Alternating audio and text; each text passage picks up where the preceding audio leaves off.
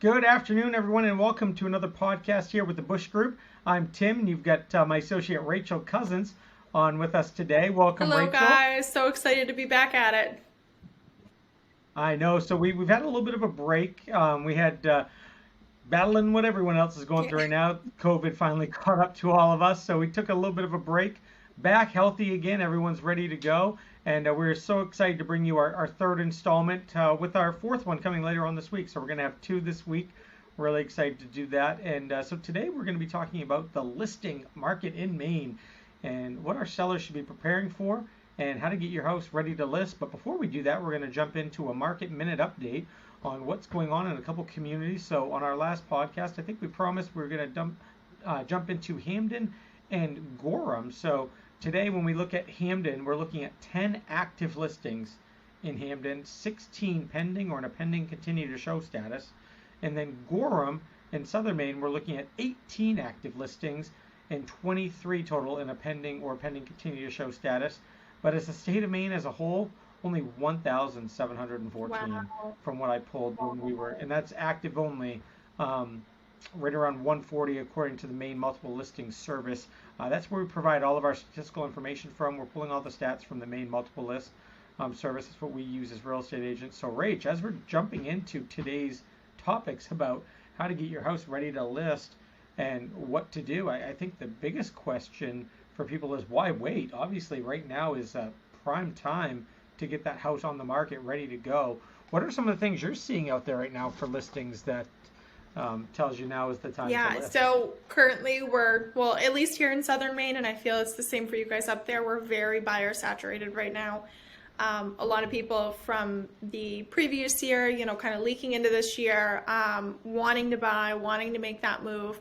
A lot of people, they wanted to wait until the new year, and here we are. People are starting their searches back up again. A lot of our buyers. The only problem we're having is the listing shortage.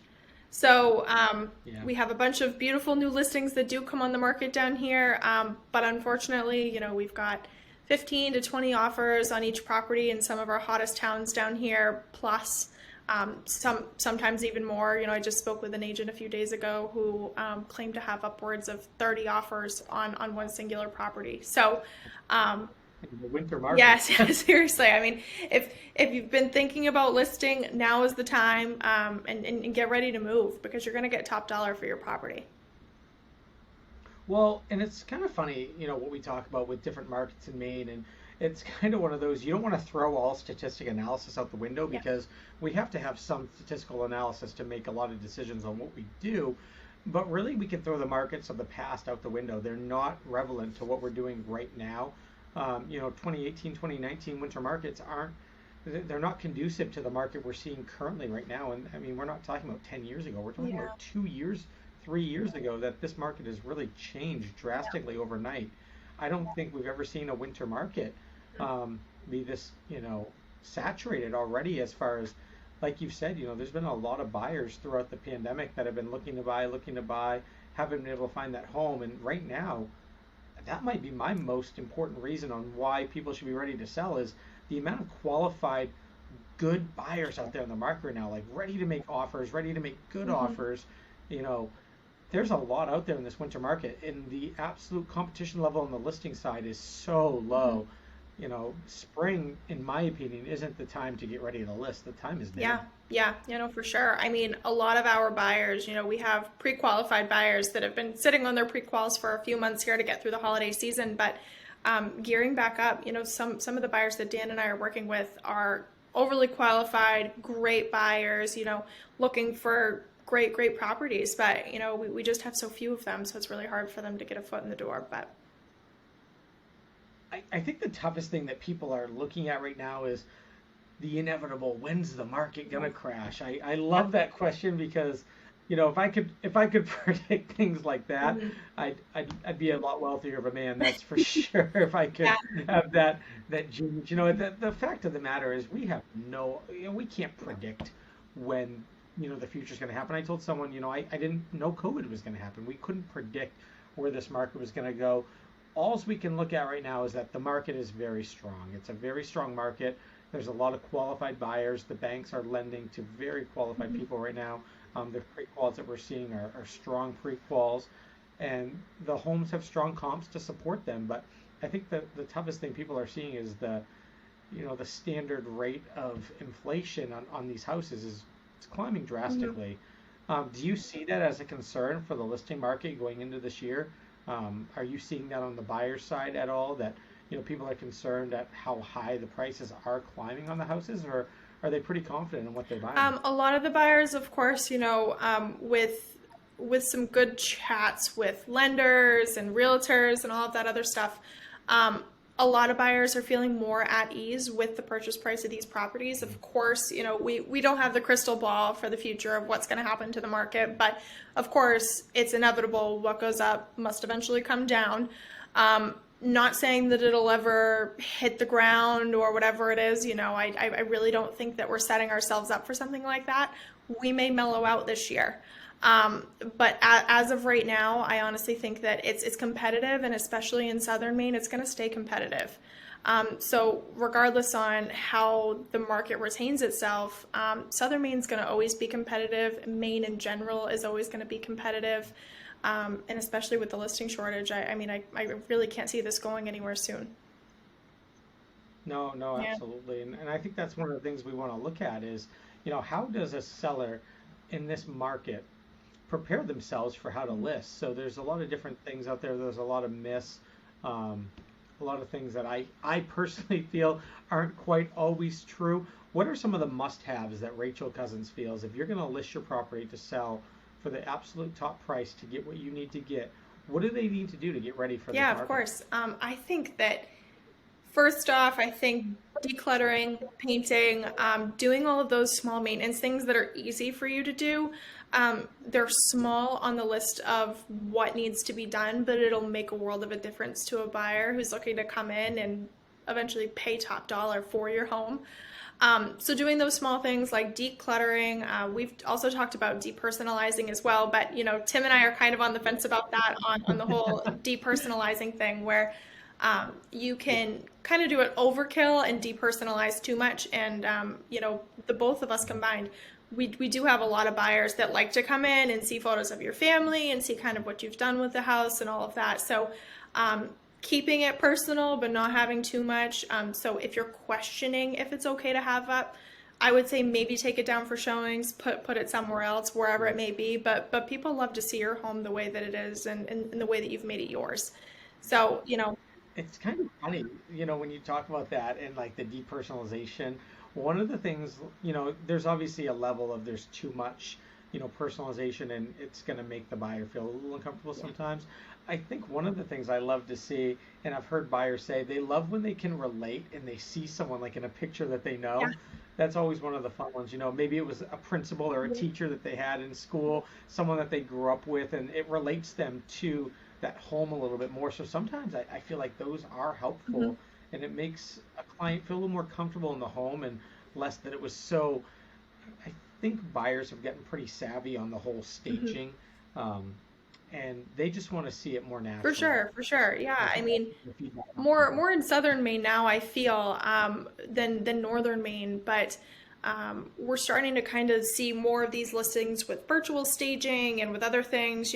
We're getting very tech savvy into the point where we can take a photo of a room and virtually delete anything in the room, a couch, a rug, whatever it is, and we can make it look flush so it just looks like an open empty room, or we can place furniture in there or whatever it may be. So personally, I think staging is great. If the funds are there, it definitely could bode well for you when it comes time to accept an offer. But granted, using what you have sometimes is also a really great option as well. Making sure your home has a good flow to it, and having all of those personal items in there can sometimes sell it a little better. Absolutely, and I think that one of the things we've been talking about throughout the whole year is terms matter.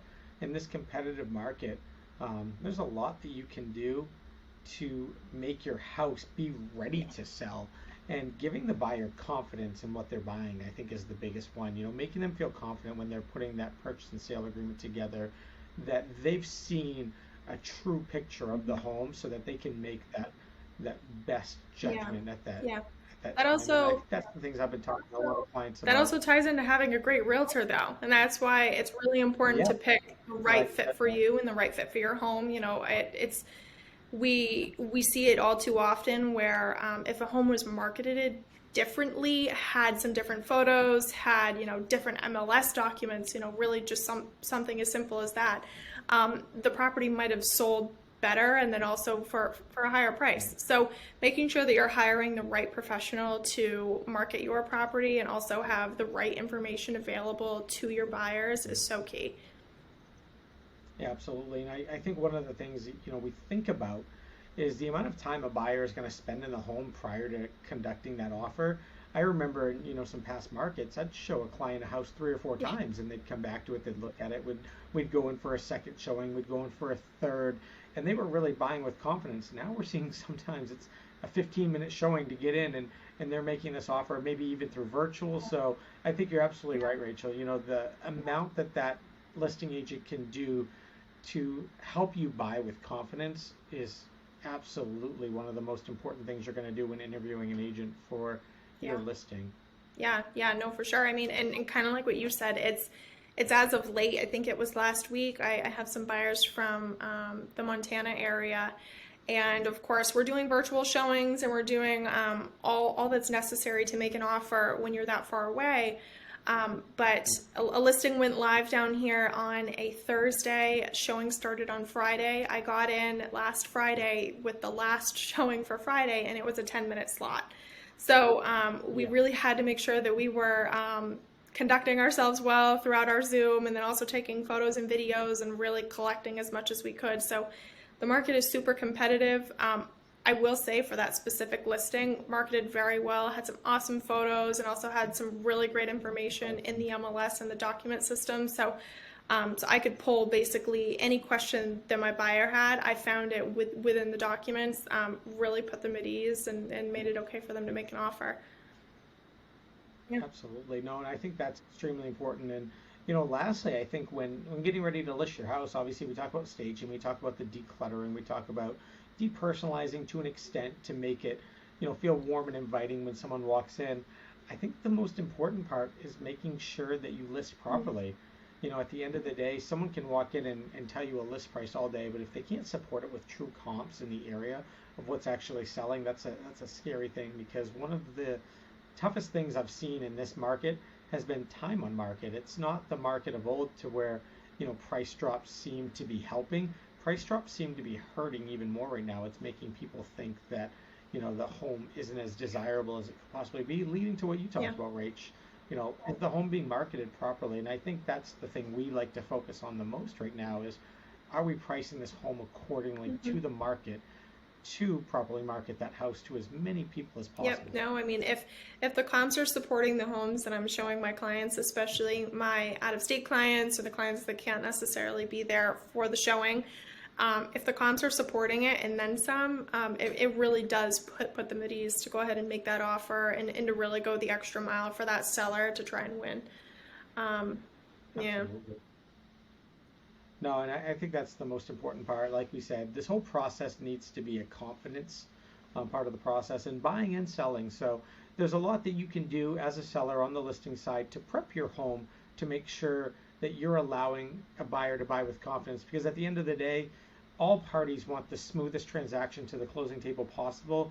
A buyer isn't buying the home with the intention to come in and cause Yeah. chaos during any due diligence periods. At the end of the day, they fell in love with the home, they want the home, but it's our job as listing and selling agents to make sure that we present that home in the Mm. absolute most upfront manner that we can and everything that we know, so that all parties can make the best decision Yeah. possible and give the best transaction possible for everyone Yeah, involved. yeah, no, I mean, the more prepared we are as agents and the more we work together, the smoother the deal. So if you have a listing agent that comes in and lists your home, whether if it be with the Bush Group or with somebody else, just making sure that they're on top of their A game and making sure that they're providing information to buyers and to agents as well to go ahead and try and get the most out of the situation.